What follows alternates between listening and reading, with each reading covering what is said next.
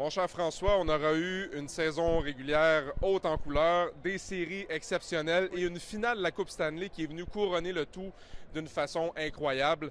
Remontée presque réussie de la part des Oilers, mais ce qu'on retient de ce match numéro 7, c'est surtout que les Panthers sont redevenus les Panthers qu'on a connus tout au long des séries. Une équipe qui a un style agressif, un échec avant, qui est redoutable, un style défensif hermétique et un gardien qui fait les arrêts défensivement.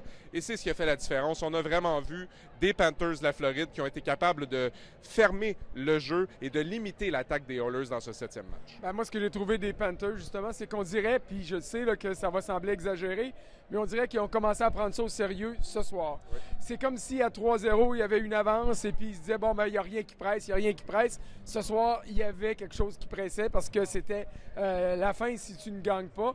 Et Paul Maurice l'a dit dans ses entrevues d'après-match, dès la première période, il dit « Je me sentais bien. Je sentais que l'équipe faisait ce qu'elle avait à faire, peu importe le résultat. Je savais que ce n'était pas la préparation, mais le résultat qui aurait été contre nous. Mais le résultat, finalement, a tourné du côté de l'équipe qui aura été, somme toute, la meilleure des deux en finale. Cela dit, les Oilers d'Edmonton arrêtent à ça d'une remontée historique, mais personnellement, je trouve que ça n'entache à rien tout ce qu'ils ont fait de bien et de bon. À 0-3, cette équipe-là aurait pu, passez-moi l'expression, débrancher le fil et dire « OK, on a éliminé les Canucks de Vancouver en deuxième ronde. On a surmonté toutes sortes de choses depuis le début de la saison. On a même trouvé une façon de battre les Stars de Dallas alors que pas grand monde les donnait gagnants. Oui. Et là, ben, non seulement ils ont gagné un match devant leurs partisans, mais ils ont forcé la tenue d'un match 7. Et ça, c'était à la base historique. Ils n'auront pas égalé ce que les Maple Leafs ont fait en 1942. Les gens au Canada vont être déçus de voir la Coupe Stanley non seulement encore aux États-Unis, mais en Floride où on n'aurait jamais pensé que le hockey de la Ligue nationale pourrait être aussi puissant. Il l'était ce soir, on l'a vu. Il y a encore des célébrations sur la glace derrière nous. Mais au-delà de tout ça, beaucoup de déceptions pour les Oilers, mais une fois que la déception sera passée, il y a quand même énormément de fierté à voir. Je garde en mémoire l'image de Connor McDavid ce soir dans le vestiaire ou la petite salle adjacente au vestiaire qui donnait des réponses très courtes, qui disait « Oui, je suis fier mais il y avait une vive déception. Et McDavid, quand il a été question du trophée Conn Smythe qu'il a gagné, bien Patrick, je pense qu'il n'a rien répondu. Il a dit « Oui, oui ». Oui, mais en même temps... Mais c'était pas ça qu'il voulait avoir. Non, exactement. Puis on remarque à quel point les efforts... Ce gars-là est vidé. Ce gars-là a tout donné et il a transporté son équipe, surtout à partir du match numéro 4. Connor McDavid a eu des séries éliminatoires exceptionnelles. Le fait qu'on le mentionne dans un parcours éliminatoire avec des noms comme Wayne Gretzky, comme Mario Lemieux, ça parle... C'est une statistique qui parle tout seul. Et McDavid, ben... C'est clair, on aurait voulu qu'il vienne chercher son trophée, mais on peut comprendre à quel point il devait être complètement dévasté.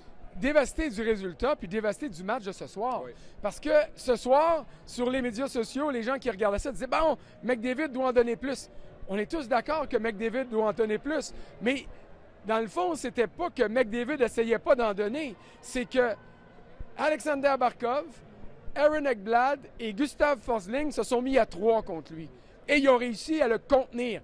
Je dis contenir et non museler parce que McDavid a quand même en fin de match obtenu 2 ou 3 occasions de marquer qui auraient pu permettre aux Oilers de niveler les chances dans ce match-là, mais ça ne s'est pas concrétisé. Sauf que dans l'ensemble du reste du match, c'est pas que McDavid n'a pas essayé d'obtenir des occasions, c'est que Ekblad, Forsling et Barkov l'ont privé d'obtenir ces occasions-là. Puis peut-être que certains de ses coéquipiers au sein d'autres trios auraient dû tirer profit de ça, parce que c'est ce que les Oilers ont été en mesure de faire. Moi, je les ai vus en première ronde contre les Kings. Il n'y avait pas photo, là. Il y avait une seule équipe sur le glace et c'était les Oilers. Et après coup, ils ont réussi à faire face à l'élimination. Ils l'avaient fait 5 fois avant ce soir. Et puis, quand tu regardes tout ça, tu dis, bon, bravo pour tout ce qu'ils ont réussi à faire.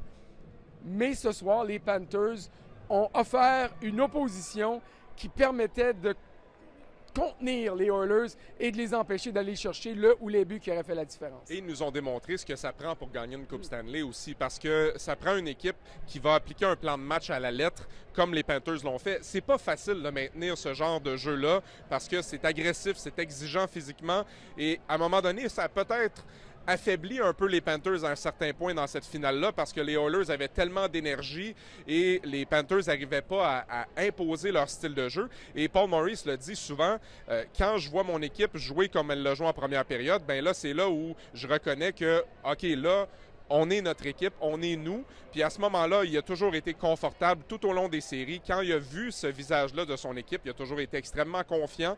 Ça a été le cas contre les Rangers de New York qui, soit dit en passant, menaient la série 2-1 contre les Panthers.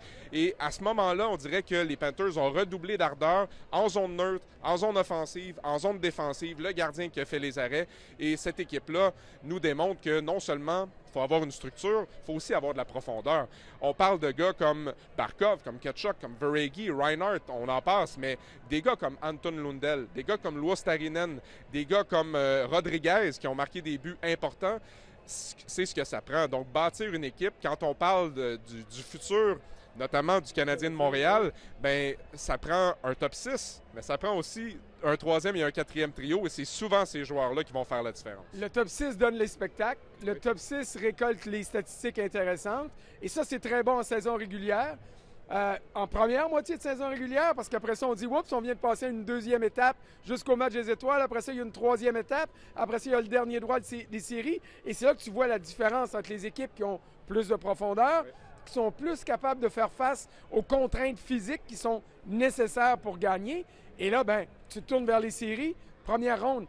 Depuis des années, la première ronde est la plus difficile à cause de la manière dont les duels sont maintenant orchestrés dans la Ligue. On peut être d'accord ou contre. Personnellement, j'aime moins ça parce que je trouve qu'on élimine en première ronde des clubs qui pourraient se croiser plus tard en série, mais ça, c'est un autre débat. Et quand tu arrives en finale de Coupe Stanley, moi, j'avais favorisé les Panthers, mais je croyais que ce serait beaucoup plus facile que ça parce que je considérais que la profondeur des Oilers n'était pas suffisante.